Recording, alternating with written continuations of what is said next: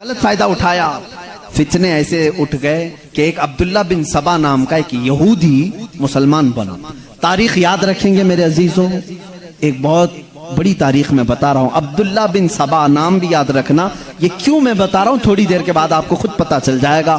مسلمان بنا، یہ یہودی تھا، ایران کا یہودی تھا، ایران کا یہودی مسلمان بن کر کے سب سے پہلے خلیفہ مسلمین کے خلاف بغاوت کرنا شروع کر دیا۔ حضرت عثمان کے خلاف برے برے کلمات مجمع میں کہتا تھا۔ مصر گیا، حضرت علی کی فضیلت میں گڑھ کر کے حدیثیں بیان کرنے لگا۔ جگہ بصرہ میں گیا، کوفہ میں گیا، لوگوں کو ورغلانے لگا۔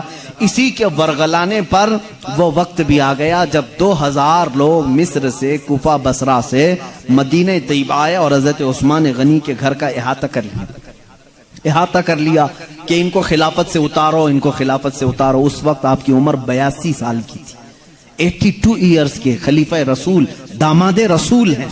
ان نسبتوں کا انہوں نے کچھ احترام نہیں کیا۔ ہم 1400 سال بعد آنے والے آج آل رسول کا احترام کرتے ہیں، لیکن اس زمانے کے ان بلوائیوں نے حضرت عثمان غنی کے گھر کا محاصرہ کر لیا۔ کربلا سنتے رہتے ہو، شہادت عثمان بھی سنو۔ جانتے ہو ان لوگوں نے گھر کا محاصرہ کر کے کتنے دن تک حضرت عثمان کو قید میں رکھا؟ 40 دن گزر گئے۔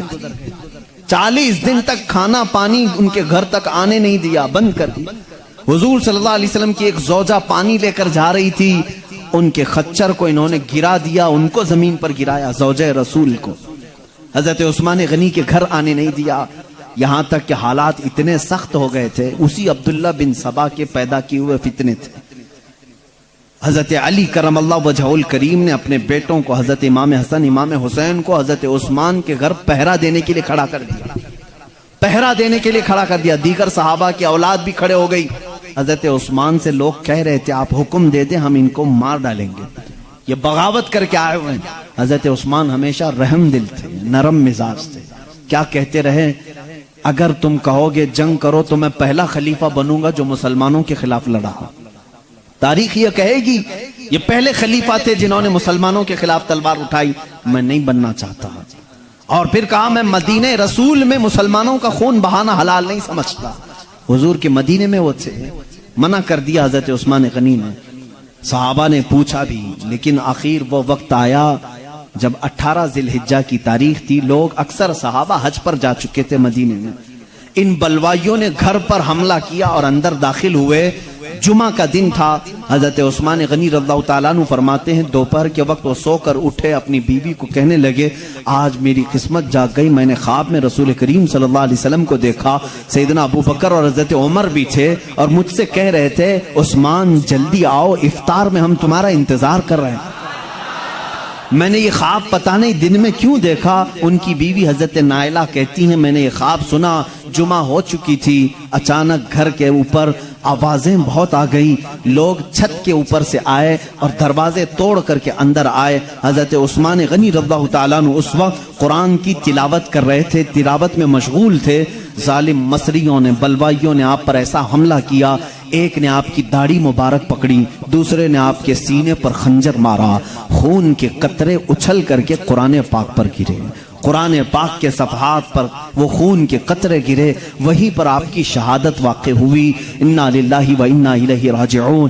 وہ قرآن پاک آج بھی ترکی کی میوزیم میں رکھا ہوا ہے، جس قرآن کے ورق پر حضرت عثمان غنی کا خون پڑا تھا، وہ پہلے پارے کی آخری آیتوں میں سے تھی جس پہ یہ لکھا ہوا تھا فَسَيَكْفِيكَهُمُ اللَّهُ وَهُوَ السَّمِيعُ الْعَلِيمُ۔ اللہ فرماتا ہے ان قریب اللہ تمہاری طرف سے ان کے لیے کافی ہو جائے گا۔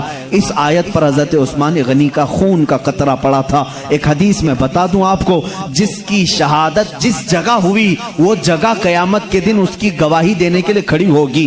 اگر میدان میں تمہارا قتل ہوا وہ میدان کھڑا ہو جائے گا، درخت پر اگر قتل ہوئے درخت کھڑا ہو جائے گا، مسجد میں اگر تمہاری شہادت ہوئی مسجد کا مصلی قیامت کے دن کھڑا ہوگا۔ حضرت عثمان تنہا وہ شہید ہیں، قیامت کے دن قرآن کے ورق ان کی شہادت کی گواہی کے لیے کھڑے ہیں۔